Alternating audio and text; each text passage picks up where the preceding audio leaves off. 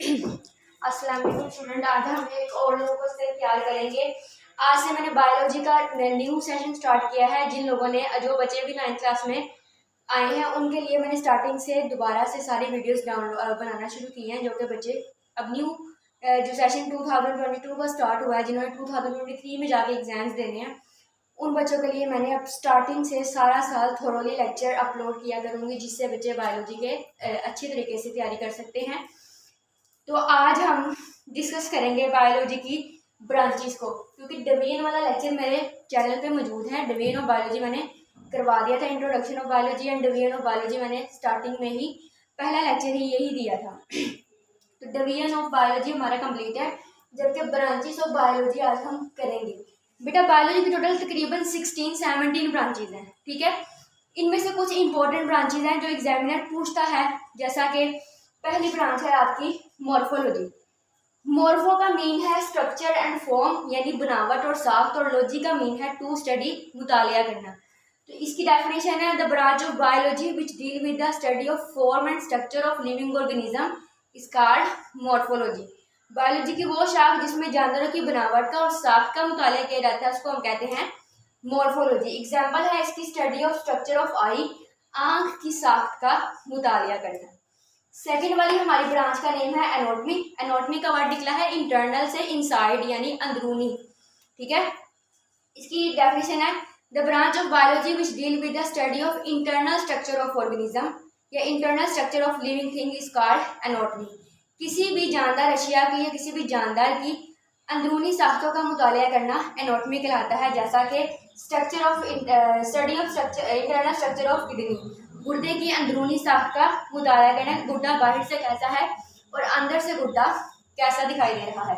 जैसे अगर मैं बात करूँ ये मार्कल की, तो इसके अंदर क्या क्या चीज़ें हैं इसको मैं खोल के देखूँ तो मैं इसके एनाटॉमी बयान कर रही हूँ, ठीक है।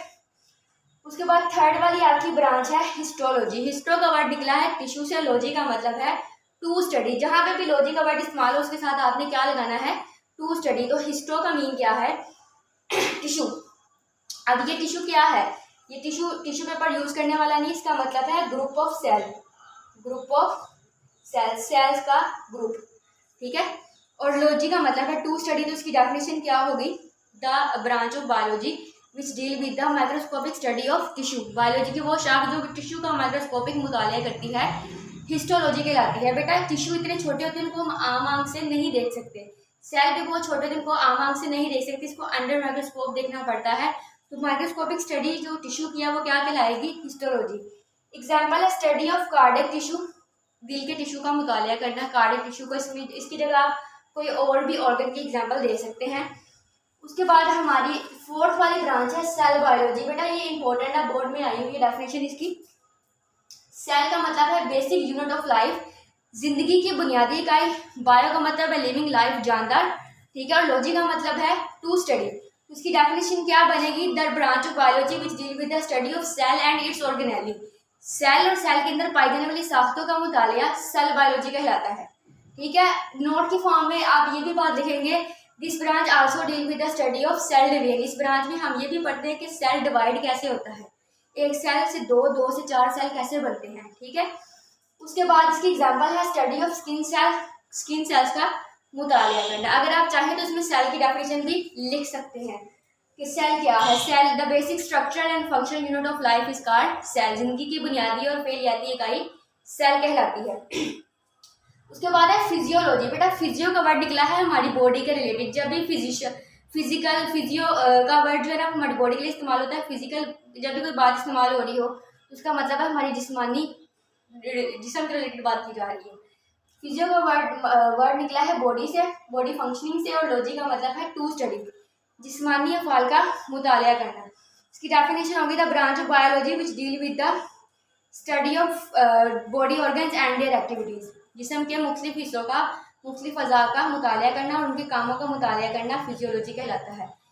एग्जाम्पल क्या है, स्टडी ऑफ रेस्पिरेशन। अब रेस्पिरेशन हमारे जिस्म में होने वाला एक फंक्शन है जो कि हमारे लंग्स परफॉर्म करते हैं। लंग्स की मदद से, फेफड़ों की मदद से हम रेस्पायर करते हैं और अपने बॉडी को ऑक्सीजन देते हैं और बाहर बॉडी से कार्बन डाइऑक्साइड बाहर निकालते हैं, ठीक है। उसके बाद है हमारी अगली ब्रांच एम्ब्रियोलॉजी, एम्ब्रियो का वर्ड निकला है न्यू फॉर्मिंग इंडिविजुअल, ऐसा जानदार जो भी बन रहा है मुकम्मल तौर पर नहीं बना, ठीक है।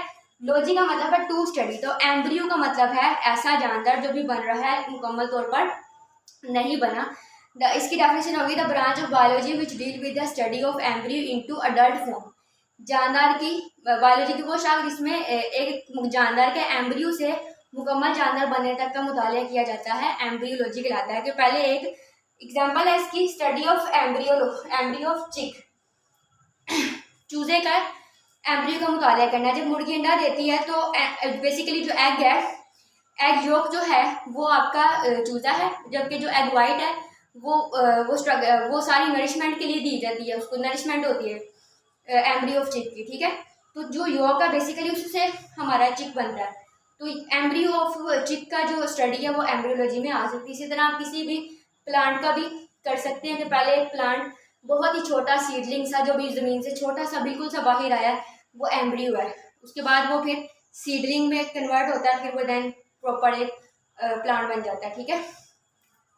उसके बाद अगली हमारी ब्रांच का नेम है जेनेटिक्स। जेनेटिक्स का वर्ड निकला है जीन्स से, और जीन्स का मतलब होता है हमारी विरासती इकाइयाँ, basic unit of inheritance. Inheritance से मुराद है transformation of characteristics from one generation to another generation, खसूसियात का एक नस्ल से दूसरी नस्ल में मुंतकिल होना इनहेरिटेंस कहलाता है। अब ये खसूसियात कौन सी है? कलर ऑफ आई, हमारी आंखों का रंग अक्सर हमारे पेरेंट्स से मिलता है, बालों का रंग, बाल अक्सर हमारे पेरेंट्स से मिलते हैं, कद हमारा हमारे माँ बाप पे चला जाता है, इंटेलिजेंस हमारे पेरेंट्स पे जाती है। ये वो करैक्टरिस्टिक्स हैं जो पेरेंट्स से हमारे अंदर आए हैं, और ये किसके थ्रू आए हैं? जीन्स के थ्रू। जीन्स बेसिकली वो स्ट्रक्चर हैं जो एक नस्ल से दूसरी नस्ल में मुंतकिल होते हैं। ड्यूरिंग रिप्रोडक्शन जब पेरेंट्स के आपस में क्रोमोसोम मिल रहे होते हैं तो 23 क्रोमोसोम मेल से आते हैं और 23 फीमेल से, इसलिए हमारे अंदर बेसिकली ज़्यादातर खसूसियत पेरेंट्स जैसी ही होती हैं, कुछ मदर जैसी होती हैं, कुछ फादर जैसी होती है, क्योंकि उनके क्रोमोसोम हमारे अंदर मौजूद हैं। समझ आ रही है? उसके बाद अगला है पैलियोंटोलॉजी। पैलियोंटो का वर्ड निकला है फॉसिल से। फॉसिल्स कहते हैं बाकियात मुर्दा जानवरों की, नापैद जानवरों की बाकियात, रिमेन्स ऑफ एक्सटिंक्ट स्पीशीज, और लॉजी का मतलब है टू स्टडी, ठीक है। इसकी डेफिनेशन बनेगी the branch of biology which deal with the study of fossils.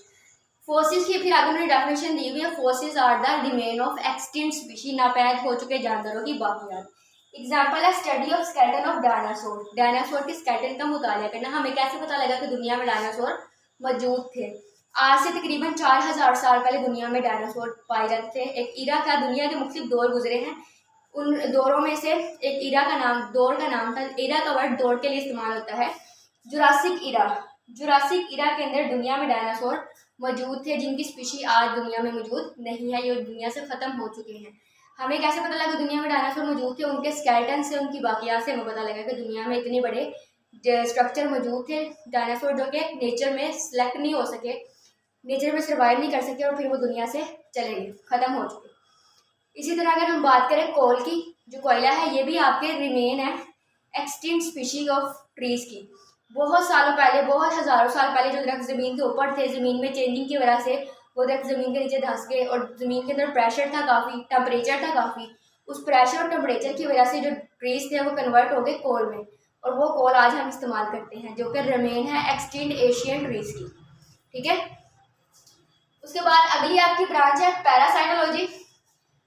पैरासाइटो का वर्ड निकला है पैरासाइट से। पैरासाइट्स क्या होते हैं? हार्मफुल ऑर्गेनिज्म, और लॉजी का मतलब है टू स्टडी। पैरासाइट्स ऐसे जानवर जो हमें नुकसान देते हैं, जो हमारे अंदर बीमारियां पैदा करते हैं, ठीक है। The study of parasite is called parasitology. Example है स्टडी ऑफ प्लाज्मोडियम। प्लाज्मोडियम एक पैरासाइट है जो कि मलेरिया काज करता है ह्यूमन के अंदर, ठीक है। उसके बाद अगली हमारी ब्रांच का नेम है एंटोमोलॉजी। एंटोमो का वर्ड निकला है इंसेक्ट से, यानी कीड़े मकोड़ों से, और लॉजी कहते हैं टू स्टडी, मुतालिया करने को। तो इसकी डेफिनेशन है the branch of biology which deal with the study of insect is called entomology, ठीक है। इसकी एग्जांपल है स्टडी ऑफ आर्थ्रोपोड। आर्थ्रोपोड कहते हैं जोरदार टांगों वाले जानवर।